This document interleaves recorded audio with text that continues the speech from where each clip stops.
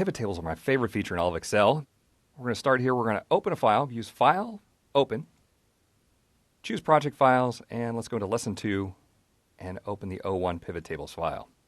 The data set that we're going to be working with in this lesson is about 1,200 rows. We have region, product, date, customer, quantity, revenue, cost of goods sold, and profit. The great thing about a pivot table is that we can summarize this data without using any formulas at all. If you can click and drag, you can create a pivot table. Let's dive right in and create our first pivot table.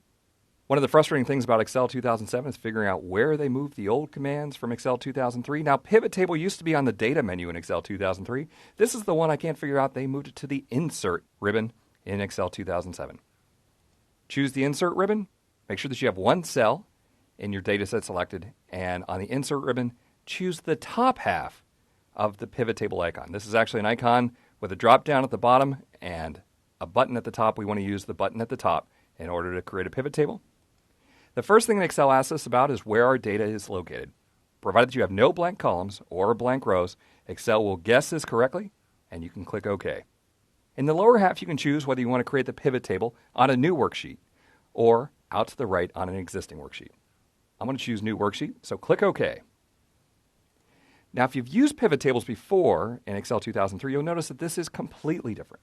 One of the things that was very frustrating for anyone who was new to pivot tables in Excel 2003 was they would tend to drag fields to the wrong place.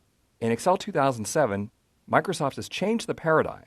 Rather than dragging fields from the pivot table field list onto the worksheet, they now have you drag fields from the pivot table field list to one of 4 drop zones right in the pivot table field list. Let's create our first pivot table. Let's say that we want to create a summary of revenue by region and product. First thing we do is click the region field. You'll see that the region is added to the row labels area of the pivot table, and we see a unique list of regions in column A of the worksheet. The next thing to do is click the product field. Now, because the product field contains text, it automatically is added to the row labels area of the pivot table field list. In this case, I would like to have the products going across the top of the report, so I'm going to take the product field and drag it from the row labels drop zone to the column labels drop zone. And we have a unique list of products going across row 4. Now we need to add one more field to the report, and that's what we want to total. In this case, we could either choose to total quantity, revenue, or profit. Let's choose revenue. Because my data set includes all numeric values in the revenue field, it's automatically added to the sum values drop zone. Now, if you happen to have a couple of blank cells, or worse yet, a little bit of text in the revenue field, it would be added to the row labels or the column labels area, and you would have to drag it to sum values. Let's take a look at this pivot table. It's an amazing thing. We just summarized 1,200 rows of data without using any formulas at all. If you can click and drag, you can create a pivot table.